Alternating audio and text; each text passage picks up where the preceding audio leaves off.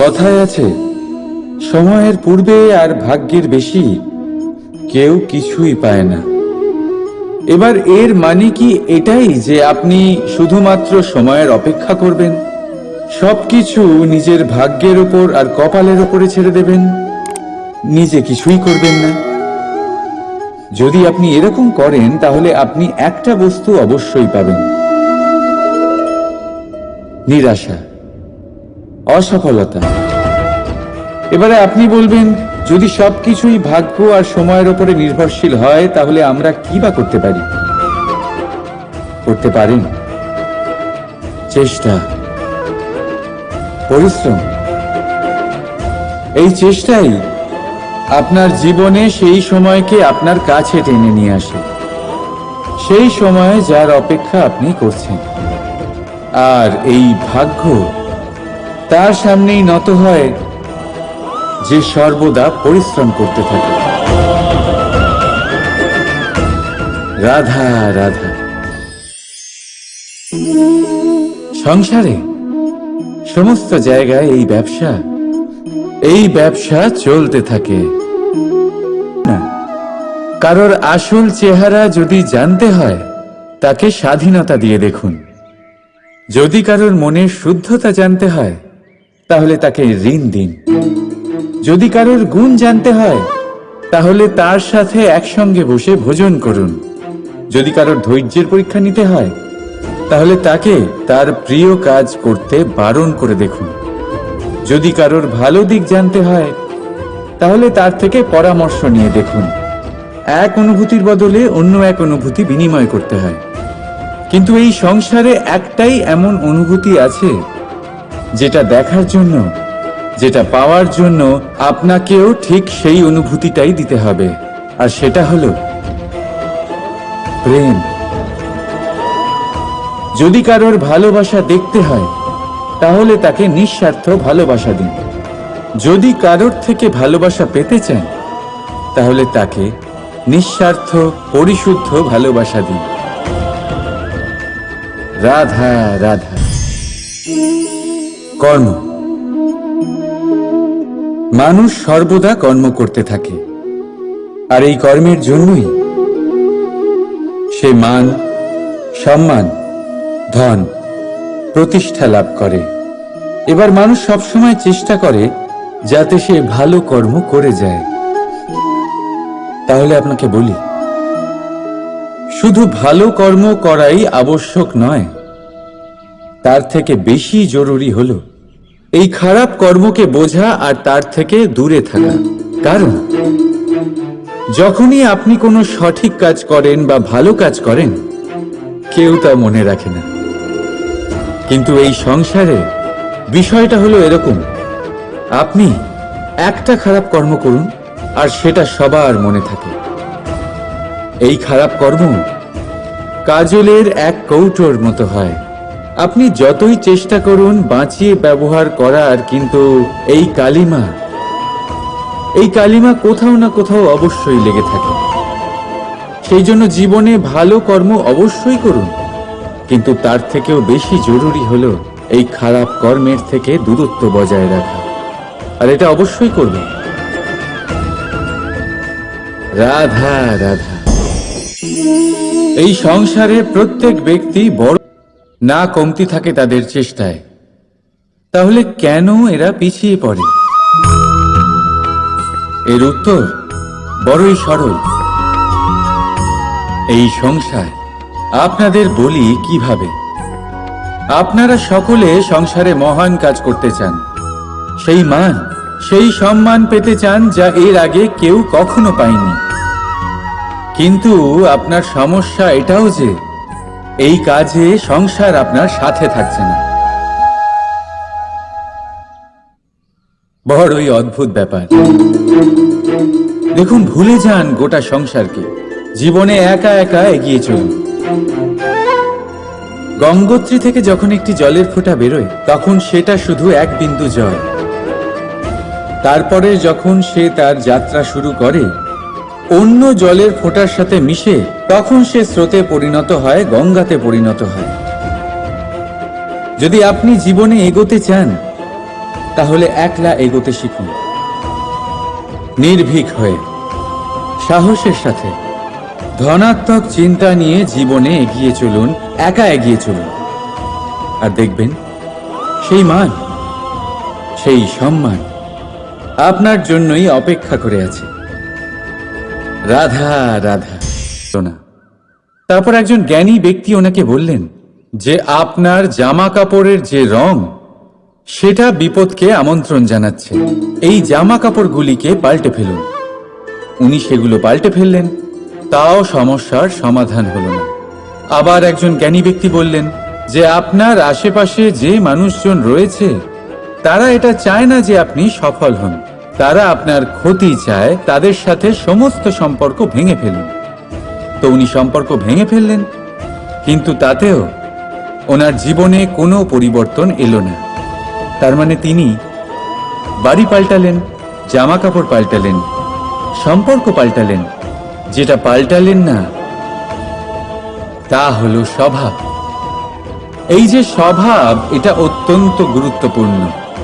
এই স্বভাবই আপনার ব্যক্তিত্ব তৈরি করে।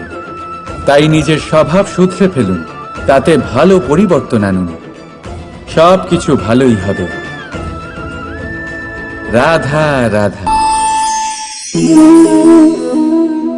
এই প্রদীপ দেখতে পাচ্ছেন আপনি, নিজেও জ্বলে আর এই বাতিকেও জ্বালি, কিন্তু এটা কখনো ভাবে না যে সেই মাটি কেমন হবে যা দিয়ে এটা তৈরি করা হয়েছে, সেই কুমোর কেমন হবে যে একে আকার দিয়েছে। ভাবে না যে একে কিনেছে তার বাড়ি কেমন হবে, তা কতটা সুসজ্জিত। কিচ্ছু নয়, শুধু এই সংসারকে প্রকাশ প্রদান করে। আর হয়তো সেই জন্যই প্রদীপকে এত ভালোবাসা হয়। সে নিজের বা অন্যের বাড়ি দেখে কখনোই জ্বলে না, সে জ্বলে শুধু অন্ধকারের সাথে লড়াই করতে। তাই আপনিও নিজের ব্যবহার এই প্রদীপের মতো করে তুলুন।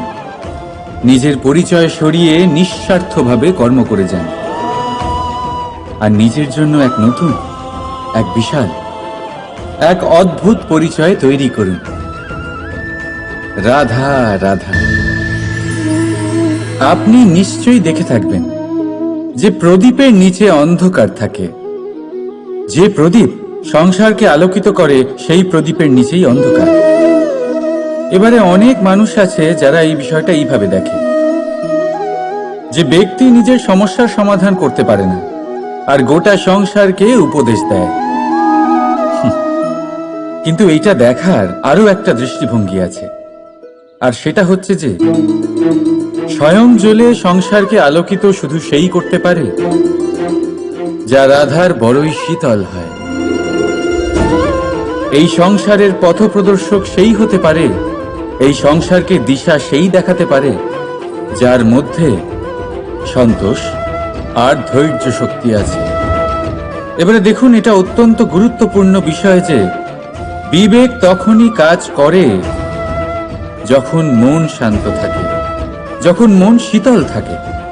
তাই যদি আপনি এই জীবনে কোনো বড় কর্ম করতে চান, তাহলে সর্বপ্রথম আপনার এই মনকে, এই বিবেককে, এই হৃদয়কে, এই আধারকে, এই ভূমিকে শীতল রাখতে শিখুন। ধৈর্য ধরুন। সংসারে এমন কিছু নেই যা আপনি করতে পারবেন না। রাধা রাধা। কিন্তু একটা কথা বলবো, ঈশ্বর প্রথমেই নিজের একটা স্বরূপ পৃথিবীতে আপনার কাছে পাঠিয়ে দিয়েছেন। সেই স্বরূপ হলো আপনার মাতা, আপনার মা। সেই মা যিনি আপনাকে জন্ম দিয়েছেন, আপনাকে বাঁচতে শিখিয়েছেন, আপনাকে সংস্কার দিয়েছেন। যদি আপনি কখনো কোনো অনুচিত পথে অগ্রসর হয়েছেন, তখন তিরস্কার করে আপনাকে সঠিক পথে এনেছেন। যদি আপনি এই সংসারে অসফল হয়েছেন, তখন তার আঁচলের উষ্ণতা দিয়ে আপনাকে আশ্বাস জুগিয়েছেন। সেই সমস্ত কাজ করেন এই মা, যা ঈশ্বরও করেন। সেই জন্য মনে রাখবেন যে এই সংসারে আপনার সবচেয়ে প্রথম ঈশ্বর যদি কেউ থাকে, তাহলে তা আপনার মা। প্রত্যেক প্রতিমাতে ঈশ্বর নাই থাকতে পারে, কিন্তু প্রত্যেক মায়ের মধ্যে ঈশ্বর অবশ্যই থাকে। রাধা রাধা। অভিমান নিয়ে, আপনার আদর্শ নিয়ে, আপনার বিচারধারা নিয়ে, তাহলে আত্মসম্মান হলো একটা গুণ। যদি এইভাবে বলা হয় যে আমি এই কার্য কারোর সাহায্য ছাড়া, সহযোগিতা ছাড়াও করতে পারি, তাহলে এটা আত্মসম্মান, আর এটা সঠিক। যদি এভাবে বলা হয় যে আমি এই কার্য কারোর সাহায্য ছাড়াই বা কারোর সহযোগিতা ছাড়াই করে ফেলেছি, তাহলে এটা অভিমান, এটাও সঠিক। কিন্তু এই কার্য শুধুমাত্র আমিই করতে পারি আর কেউ নয়, এটা অহংকার। তাহলে এই শব্দ এবং তার অর্থ বোঝার চেষ্টা করুন। জীবন ধারণের এক নতুন পথ খুঁজে পাবেন। রাধা। বুঝতে পারেন যে ক্রোধ আপনার জন্য ভালো কি না। যদি কারোর সাথে অন্যায় হয় আর এটা দেখে আপনার ক্রোধ হয়, আর এই ক্রোধ আপনাকে তার সাহায্য করতে প্রেরণা যোগায়, তাহলে এই ক্রোধ অবশ্যই ভালো। যদি কোথাও আপনি দেখেন যে কোনো নারীর উপরে অত্যাচার হচ্ছে আর সেটা দেখে আপনার ক্রোধ হয়, আর এই ক্রোধ আপনাকে তার সাহায্য করতে সাহস যোগায়, তাহলে এই ক্রোধ অবশ্যই ভালো। যদি এই সংসারে কোথাও আপনি কোনো অনৈতিক কাজ বা ছলনা দেখেন আর আপনার তাতে ক্রোধ না হয়, কিছুই অনুভব করেন না, তাহলে এটা কাপুরুষতা। তার মানে এটাই যে আপনি আপনার মনুষ্যত্ব হারিয়ে ফেলেছেন। তাই এটা বোঝার চেষ্টা করুন, আপনার ক্রোধের তেজের ব্যবহারের উপরে নির্ভরশীল হলো এই ক্রোধ আপনার জন্য পাপের সমান, নাকি এই ক্রোধ আপনার জন্য পুণ্যের স্থাপক। রাধা রাধা।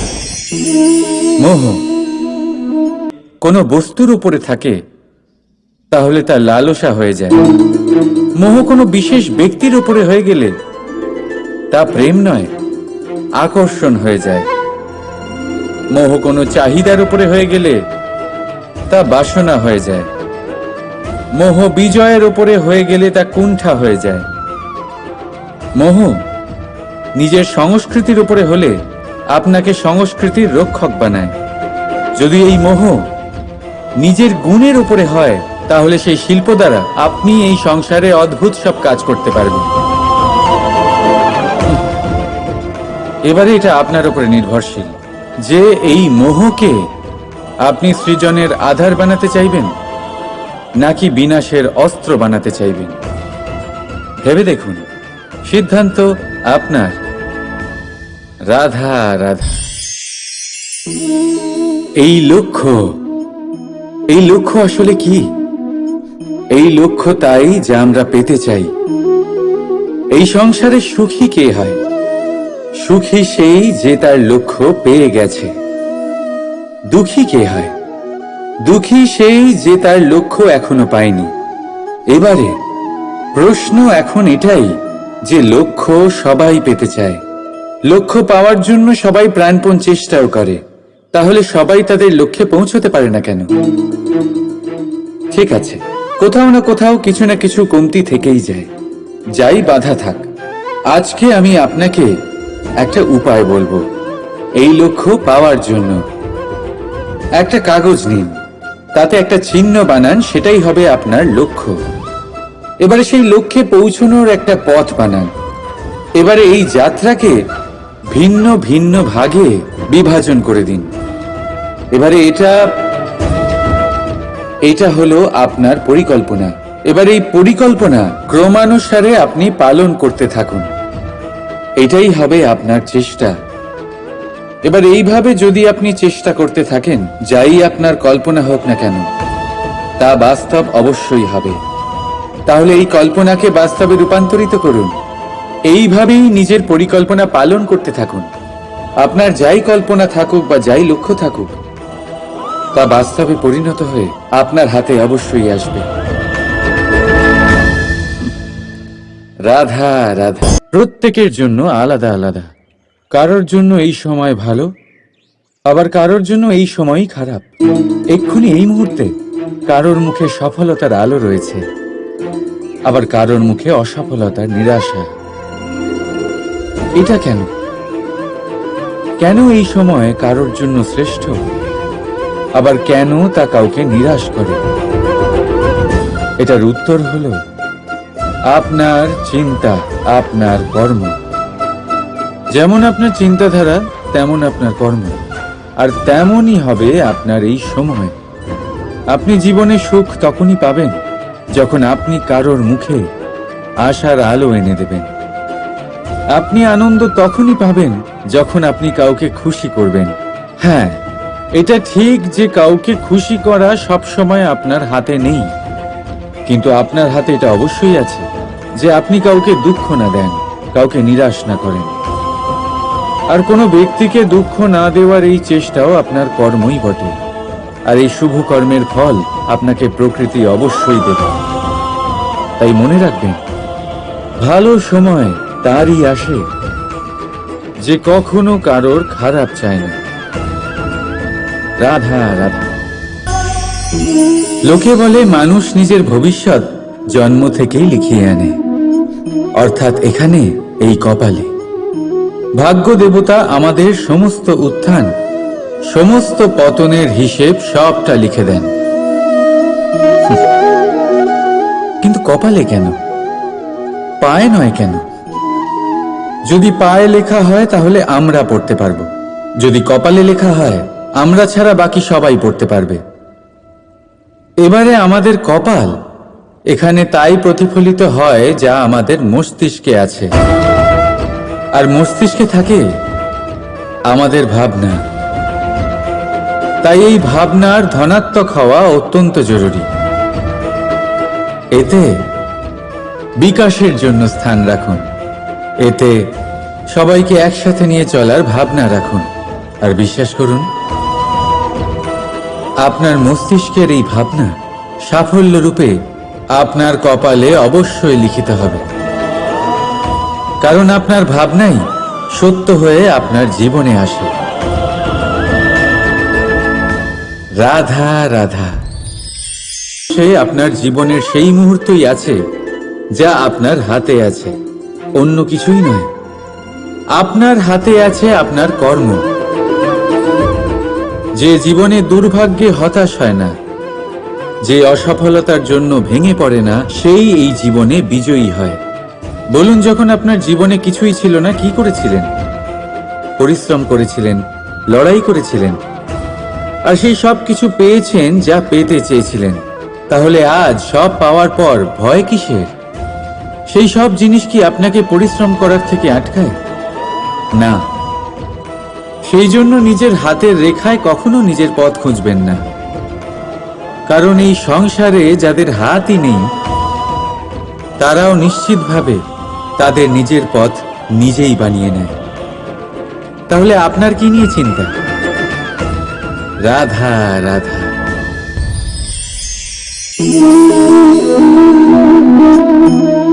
লোকে আমাকে সব সময় জিজ্ঞেস করে যে কানাই, এখন তুমি বড় হয়ে গেছো, এই বাচ্চাদের সাথে থেকে তুমি সব সময় দুষ্টুমি করো কেন? তুমি বড় হয়ে গেছো, বড়দের মতো থাকো।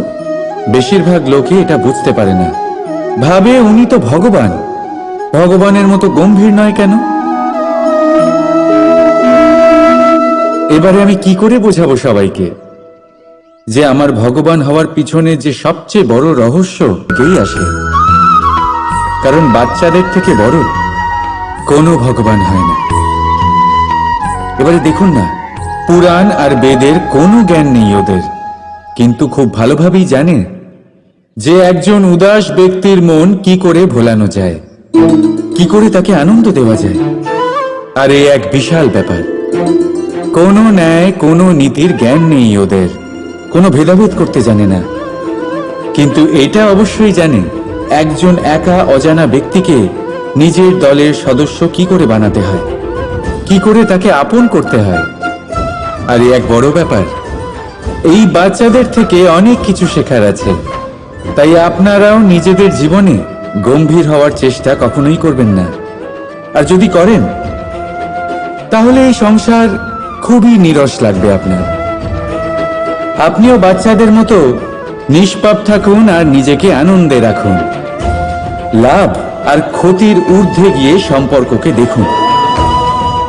জ্ঞান অর্জন করার পরিবর্তে ভালোবেসে সম্পর্ক পালন করুন। আপনি নিজেই বুঝে যাবেন যে এই সংসার কতটা সুন্দর। রাধা রাধা। দেখতে গেলে মানুষ এই সময়ের হাতের খেলনা।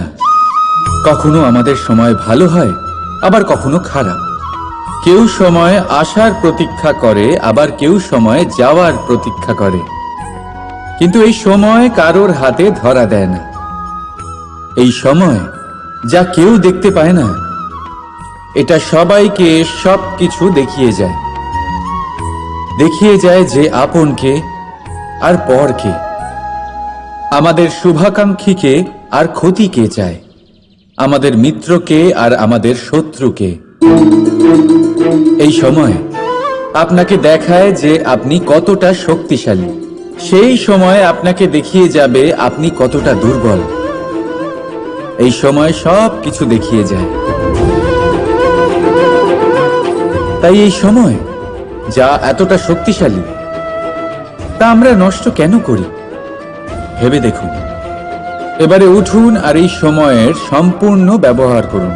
এই সময়ের সদ্ব্যবহার করুন, কারণ এই সময়কে ব্যবহার করাটাই আপনার হাতে রয়েছে, আর কিচ্ছু না। আর এই সময় একবার বয়ে গেলে তখন যাই করুন না কেন, কখনো ফেরত আসবে না। সময়ের সদ্ব্যবহার করুন আর সবার মধ্যে আনন্দ ছড়ান। আর আসুন আমার সাথে ভালোবেসে বলুন, রাধা রাধা। এই পদ্ম ফুল দেখতে পাচ্ছেন? এর অভ্যেস হলো জলস্তরের ওপরে ভাসা। সেই জন্য জলাশয়ের জলস্তর যখন বৃদ্ধি পায়, এই যে ফুলের কাণ্ড দেখছেন সেটাও বাড়তে থাকে, যাতে এই ফুল জলস্তরের ওপরে থাকে। কিন্তু যখন সেই জলাশয়ে জলস্তর নামতে থাকে, সেই কাণ্ড নিজেকে ছোট করতে পারে না, আর এই ফুল নিজের ভারে নিজেই ভেঙে পড়ে। এবার এটা আমাদের সাথেও হয়। সময়ের সাথে আমরা জীবনে যত সাফল্য পাই, আমাদের জীবনের স্তর বাড়তে থাকে। আর যখন আমাদের সংস্থান কমতে থাকে, আমরা সেই জীবন স্তর ছাড়তে পারি না, আর শেষ পর্যন্ত সেই জীবন স্তরের কারণেই ভারাক্রান্ত হয়ে শেষ হয়ে যায়। সেই জন্য যদি কিছু রাখতে হয়, তাহলে তা হলো দৃষ্টিভঙ্গি। সাধারণভাবে জীবন যাপন করতে শিখুন। সময়ের চক্রও আপনাকে মাত দিতে পারবে না। রাধা রাধা। অনেক সময় আমাদের মনেই ভাবনা আসে যে আমাদের নিরীহ স্বভাবের সুযোগ নিয়ে এই সংসারের মানুষ শুধু আমাদের দুঃখই দেয়। কতবার এমন মনে হয় যে আমরা সবাইকে সাহায্য করার জন্য এগিয়ে যাই আর সকলে আমাদেরই দোষ দেয়। অনেক সময় এমন মনে হয় যে আমরা শুধুই সৎকর্ম করি, সকলের ভালো চাই, কিন্তু সকলে আমাদেরই বিষয়ে খারাপ কথা বলতে থাকে। দুঃখ হয়, কিন্তু আমাদের এটা ভেবে দেখা উচিত যে মানুষ আম গাছের গায়ে পাথর ছোড়ে, শাল গাছের গায়ে পাথর কেন ছোড়ে না? কারণ এই আম গাছে পাওয়া যায় মিষ্টি এবং সুস্বাদু ফল। অন্যদিকে শাল গাছ থেকে আমরা কি পাই? শুধুই কাঠ। তাই যদি আপনাকে কেউ কথা শোনায়, আপনাকে কোনো কিছুতে বাধ্য করার চেষ্টা করে, আপনার বিষয়ে অনুচিত কথা বলে, তাহলে নিশ্চয়ই আপনার মধ্যে এমন বিশেষ কিছু আছে যা তাদের মধ্যে নেই। নিজের মধ্যে আত্মবিশ্বাস বাড়িয়ে তুলুন, ধন্যাত্মক ভাব আনুন, সৎকর্ম করতে থাকুন। কোনো কটুতা এই মনে প্রবেশ করতে দেবেন না। এই মন সুপ্রসন্ন হয়ে বলবে, রাধা রাধা। খুব সুন্দর একটা কাহিনী আছে। একবার এক ব্যক্তি নিজের অসফলতার জন্য ত্রস্ত হয়ে সময় দেবতার তপস্যা করতে বারবার জয়ী হন, আর আমি চিরকাল পরাজিত হয়ে থাকি। কেন এত পরিশ্রম করা সত্ত্বেও আমি সাফল্য লাভ করতে পারি না? তখন সময় দেবতা উত্তর দিলেন, যে দিন হোক বা রাত, ঝড় হোক বা ভূমিকম্প, রোদ হোক বা বৃষ্টি হোক, সময়ের সূত্রপাত হোক বা প্রলয়, আমি থামি না, আমি চলতেই থাকি। আর সেই জন্য যিনি থেমে যান তিনি পরাজিত হন, আর আমি জয়ী হই। এটাই আমাদের শিখতে হবে। জীবনে সবসময় চলতে থাকুন, কখনো থামবেন না। হ্যাঁ, কিছুক্ষণের জন্য বিরতি নিতে পারেন, বিশ্রাম করার জন্য, নিজেকে আরো সশক্ত করে তোলার জন্য, কিন্তু থেমে যাবেন না। নিরন্তর কর্ম করতে থাকুন, পরিশ্রম করতে থাকুন, তবেই এই সংসার আপনাকে মনে রাখবে। আসুন আমার সাথে ভালোবেসে বলুন, রাধা রাধা। আমাদের মধ্যে এমন অনেক মানুষ আছেন যারা বই পড়তে পছন্দ করেন। অনেক মানুষ আছেন যারা ভিন্ন ভিন্ন রকমের কাহিনী পড়েন। এবার পড়তে পড়তে মাঝে এমন একটা অধ্যায় অবশ্যই আসে যা আমাদের হৃদয় স্পর্শ করে যায়। আমরা হৃদয় যন্ত্রণা অনুভব করি, তাও আমরা সেই কাহিনী শেষ পর্যন্ত পড়ি, এবং তখন আমরা বুঝতে পারি যে সেই যন্ত্রণাময় অধ্যায়টি কেন এসেছিল, তার থেকে আমরা কি শিক্ষা পেলাম, এবং আমরা অবশেষে লক্ষ্যেও পৌঁছলাম। কিন্তু যদি সেই যন্ত্রণাদায়ক অধ্যায়টিতে আপনি থেমে যান, আপনি যদি এটা ভাবেন যে আমি আর পড়তে পারবো না, তাহলে আপনি জানতেও পারবেন না যে পরবর্তীতে কি হতে চলেছে। এই মন দুঃখে ভরে উঠবে, মনে প্রশ্ন আসতেই থাকে যার উত্তর আমরা পাই না, নিজেদের লক্ষ্য বুঝতেই পারি না। এইভাবেই আমাদের জীবনেও যদি এমন কিছু হয় যা অত্যন্ত দুঃখজনক, যদি এমন কোনো কঠিন অধ্যায় আপনার জীবনে আসে, থামবেন না। তা হলো আপনার জীবনের কাহিনীর একটি যন্ত্রণাদায়ক দুঃখজনক অধ্যায় মাত্র। শেষ পর্যন্ত এই কাহিনীতে টিকে থাকুন, কর্ম করতে থাকুন। আপনি বুঝতে পেরে যাবেন যে এই কঠিন পরিস্থিতি আপনার জীবনে কেন এসেছিল। আপনি শিক্ষাও লাভ করবেন এবং লক্ষ্যও লাভ করবেন। আসুন আমার সাথে ভালোবেসে বলুন, রাধা রাধা। সমুদ্র মন্থনের সময় দুই ধরনের রত্ন লাভ করা হয়েছিল। প্রথম হলাহল, যার প্রভাব থেকে এই সমস্ত সংসারের জীবের প্রাণ বাঁচানোর জন্য মহাদেব তাকে নিজের কণ্ঠে ধারণ করে নিয়েছিলেন। আর দ্বিতীয় অমৃত, যেটা কিঞ্চিত পরিমাণ মাত্রায় পাওয়া গেছিল। কখনো কখনো জীবনে এমন কোনো বস্তু যা আপনি প্রয়োজনের থেকেও অনেক বেশি মাত্রায় ভোগের জন্য লাভ করে থাকেন, তা আপনার জন্য বিষ প্রমাণিত হতে পারে। যেমন জল, প্রয়োজনের থেকে অনেক বেশি মাত্রায় যদি এই জল আসে তাহলে আপনার প্রাণ কাটতে পারে। কিন্তু পরিশ্রমের পরে এক পাত্র শীতল জল দ্বারা আপনি যদি স্নান করে নেন, তাহলে তা আপনার শরীরের জন্য অমৃত হবে। পরিশ্রম করার পরে যদি আপনার শরীর এক পাত্র খাবার লাভ করে, তাহলে তা আপনার শরীরের জন্য অমৃত। কিন্তু যদি কোনো পরিশ্রম না করেই আপনি দিনরাত শুধুই খাবার গ্রহণ করতে থাকেন, তাহলে আপনার কাছে তা বিষ সমান। বিষ এবং অমৃত গ্রহণ করাটা আপনার উপরে নির্ভর করছে। কোনো বস্তু আপনার পক্ষে বিষও হতে পারে, আবার অমৃতও হতে পারে। নির্ভর করছে যে আপনি সেটা কিভাবে ব্যবহার করছেন, কতটা মাত্রায় ব্যবহার করছেন। আসুন আমার সাথে ভালোবেসে বলুন, রাধা রাধা। এবার এই পুরুষার্থের বিষয়ে আপনারা অবশ্যই শুনেছেন, মোক্ষ, চতুর্থ পুরুষার্থ। আপনারা কি জানেন এই মোক্ষ আসলে কি? ধর্ম, অর্থ, কামনার পালন করতে করতে মৃত্যু লাভ করা, এটাই কি মোক্ষ? না, মোক্ষ হলো সেটাই যা জন্ম এবং মৃত্যুর ঊর্ধ্বে। প্রত্যেক ব্যক্তি, প্রত্যেক জীবই সংসারে কোনো না কোনো বিশেষ প্রয়োজনে আসে। ধর্মপথে, সৎপথে অর্থ উপার্জন করা, প্রয়োজনকে পূর্ণ করার চেষ্টা করতে করতে সেই প্রয়োজনকে পূর্ণ করা তাকে মুক্তির পথে নিয়ে যায়, যা হলো মোক্ষ। যদি এই মোক্ষ লাভ না হয়, তাহলে মানুষ জন্ম এবং মৃত্যুর এই চক্রে বারবার ফিরে আসবে। তাই নিঃস্বার্থভাবে সদ্ভাব নিয়ে কর্ম করুন, সকলকে ভালোবাসুন, আর আমার সাথে বলুন, রাধা রাধা। ইচ্ছে বড়ই বিচিত্র জিনিস। এই ইচ্ছে যদি তা পূর্ণ না হয়, তাহলে তা ক্রোধকে জন্ম দেয়। যদি তা পূর্ণ হয়, তাহলে লোভকে জন্ম দেয়। যদি সময়ের মধ্যে পূর্ণ না হয়, তাহলে শোককে জন্ম দেয়।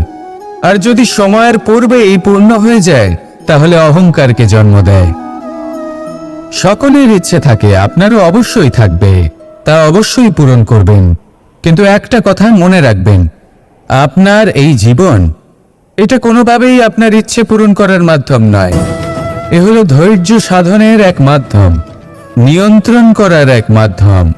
নিয়ন্ত্রণ নিজের কামনার উপর, নিজের ইচ্ছের উপর, নিজের আবেগের উপর। কারণ ইচ্ছে এটা হলো সেই অশ্বের মতো যা একবার লাগাম ছাড়া হয়ে গেলে আপনার হাত থেকে যদি এই লাগাম বেরিয়ে যায় তাহলে তা আপনাকে সোজা বিনাশের পথে নিয়ে যেতে পারে। কিন্তু যদি আপনি একে নিয়ন্ত্রণ করতে পারেন তাহলে এটা আপনাকে সাফল্যের শিখরে অবশ্যই পৌঁছে দিতে পারে। তাহলে ইচ্ছেগুলিকে নিয়ন্ত্রণ করুন আর আমার সাথে ভালোবেসে বলুন, রাধা রাধা। মানুষের জীবন বড়ই বিচিত্র হয়। যেই মুহূর্তে জন্ম নেয় একটা প্রতিস্পর্ধায় প্রবেশ করতে থাকে। মানুষ জন্ম নেয় আর প্রতিস্পর্ধা শুরু হয়ে যায় ভাই এবং বোনের মধ্যে সর্বশ্রেষ্ঠ হবার, সবার থেকে এগিয়ে থাকার। তারপরে সে যায় গুরুকুলে, নিজের বন্ধুদের মধ্যে সর্বশ্রেষ্ঠ হওয়ার প্রতিস্পর্ধা শুরু হয়।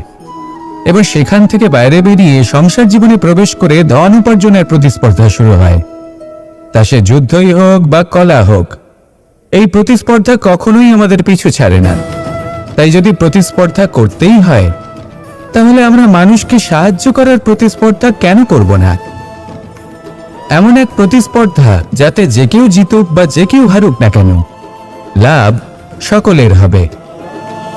সকলের মধ্যে প্রেম বিতরণ করতে থাকুন, এইভাবেই আনন্দ বিতরণ করতে থাকুন। আর আমার সাথে ভালোবেসে বলুন, রাধা রাধা।